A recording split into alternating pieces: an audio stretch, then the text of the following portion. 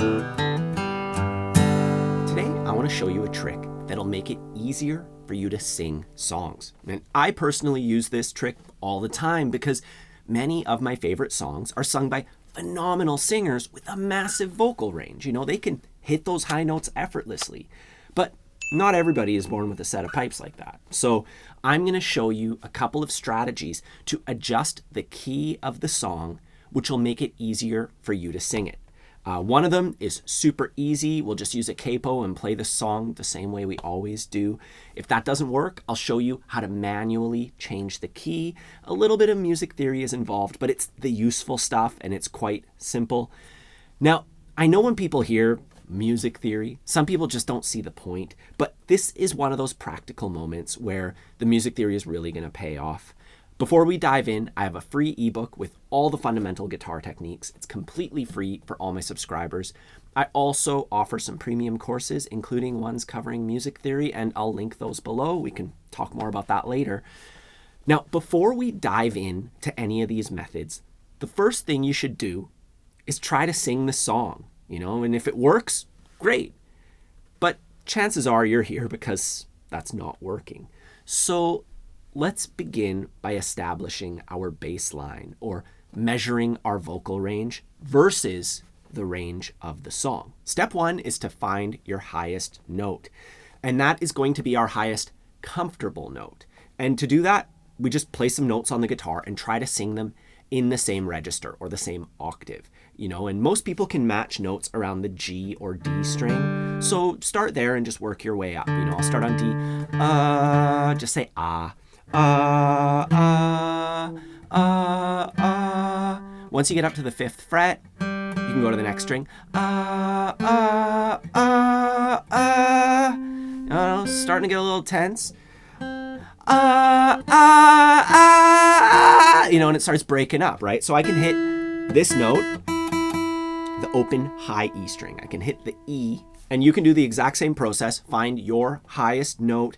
And just a little tip, I'm not a vocal coach, but my wife is really into learning about singing and all that. And I've learned through her that hitting high notes is about relaxing everything up here, your neck, your throat, and instead using your core for power. You want to transfer that tension as low and away from all this as you can, looking down a little bit instead of looking up, which tenses your throat.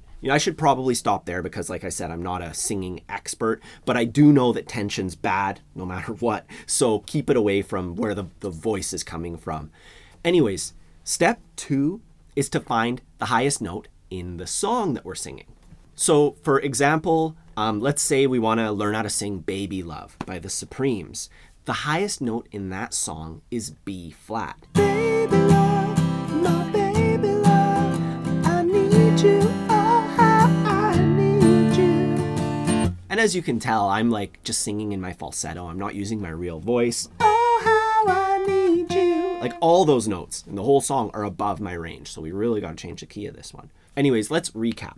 My highest comfortable note is E on a good day, and if the song's highest note, in this case, is B flat, that's 6 semitones higher. 1, 2, 3, 4, 5, 6. And that's basically impossible for me to sing. And by the way, I'll include a chart on my website. There's a link down below with all the diagrams and stuff so you can count this out easily. Anyways, now that we've established our baseline, we know the difference between our highest note and the song's highest note. We have 3 possible options to make the song more comfortable to sing. Option 1 is to sing an octave lower. And this is probably the simplest solution. Instead of singing, baby love, my baby love, I'll just take those same notes like A, G, E, and sing them down here. Baby love, my baby love. So I'm singing the exact same notes, just an octave lower. Baby love, my baby love, I need you, oh how I need you. Sounds fine there. But in some songs, one potential issue that may arise with this method, when you go down the octave, the lower notes in the melody might become too low. And you just try to sing the whole song. And if you can sing the whole song without bottoming out, then you found your solution. To demonstrate, let's try another example. We're going to do Don't Stop Believin' by Journey. The highest note in the song is a C sharp. Don't stop believing, hold on to that. And I could try dropping down an octave, and that part's going to be a lot better. Don't stop believing, hold on to that feeling. But when I go to sing the verse, just a small town girl, you know, it doesn't, living it alone. It just doesn't work out, right? You know, like it sounds like the song, I guess, but it sounds like a weird Johnny Cash cover of it, you know? So we got to find an alternate solution, which leads us to option number 2, is to use a capo and the magic number formula. A quick recap of our preparation. We have to find our highest note. In my case, my highest note is still E, and unless I do some serious vocal work, it's probably going to be like that for a long time. And we'll find the song's highest note. In this case, it's C sharp.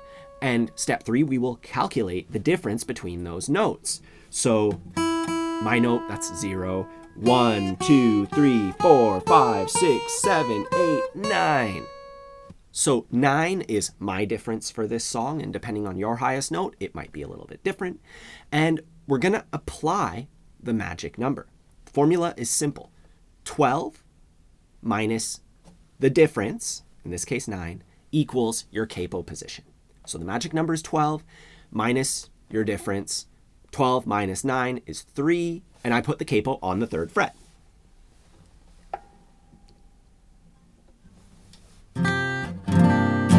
And we've technically changed keys. We're in the key of G now, but you don't really need to know that because you just play the song the exact same way you've always played it.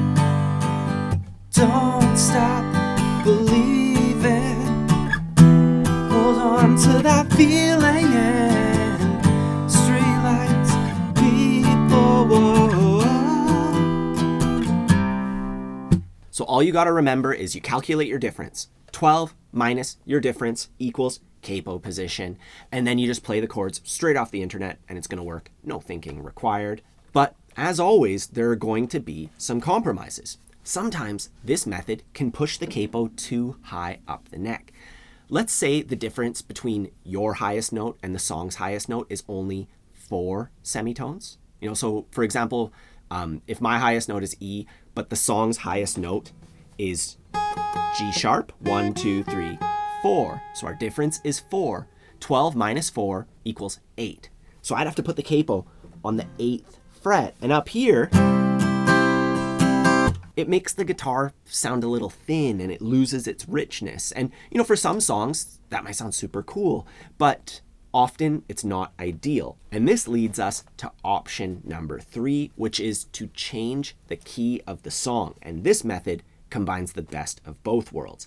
It puts your voice in a comfortable range. It keeps the guitar sounding full and rich, but it does require a touch of music theory.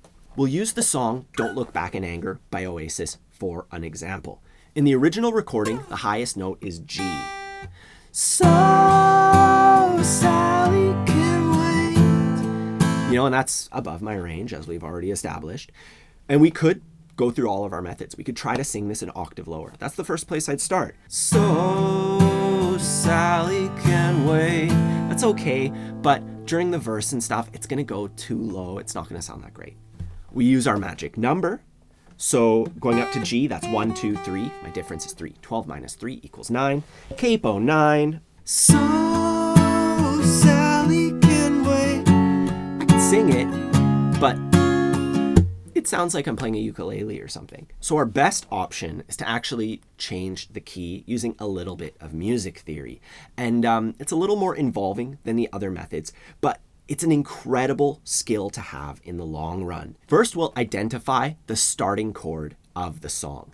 Don't Look Back in Anger starts with a C chord. This is usually going to be the key that your song is in. So we're in the key of C, and we want to write out the C major scale, and then we number it. And by the way, if you're completely unfamiliar with this, I have a video that shows all of this in 15 minutes, all the most essential music theory. I'll put a link to that in the corner and down below.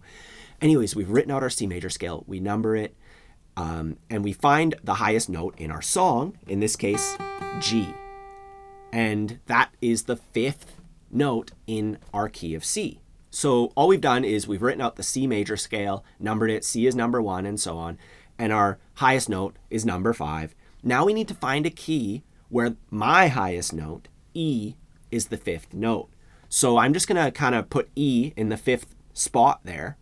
And because I've done this a lot, I just know that that's the 5th note of the A major scale. But you can always just look at a chart. I'll put one on my website that'll show you the notes and all the most common keys. Anyways, based on this, we're now in the key of A, and our new starting chord will be A instead of C. And we will substitute each chord from the original key of C with the corresponding chord in the key of A using the Nashville number system.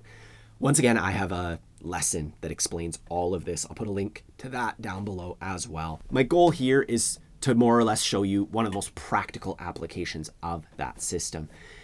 Anyways, we convert it into numbers. So in the key of C, C becomes 1, G becomes 5, A minor becomes 6, and so on. And then we take those numbers, we look at our key of A, and then we just plug in all the chords from the key of A. We make those substitutions. So Sally can wait. She knows it's too late as we're walking on by. Her soul. Now, if the key still feels slightly off, you can always make small adjustments by adding a capo. So for instance, if that key of A was a little too low for me, which it isn't, it's like super pushing my range, but let's say it was just a hair too low, I just put a capo on the 1st fret. So Sally can wait. You know, and you play it just 1 fret higher, right? Little micro adjustments like that can make a world of difference without requiring you to kind of, think too much about it. Either way, that's it for today's lesson. Remember, there's that page on my website where I have all the stuff that I talked about today. I also have my free ebook and my courses. If you want to get better at music theory, I have a music theory course. You want to get better at bar chords because maybe sometimes you want to change into certain keys and you end up having to play a C sharp chord like I did there. I have a bar chords course. If you want to just get good at strumming, whether it's basic strumming or you want to hit the next level with it, I have courses for all that stuff. So please check that out if you want. Not only is it the best way to support the channel, but it's going to help you get better, faster at the things that you want to do on guitar. Otherwise, have a fun time practicing, and I'll see you soon.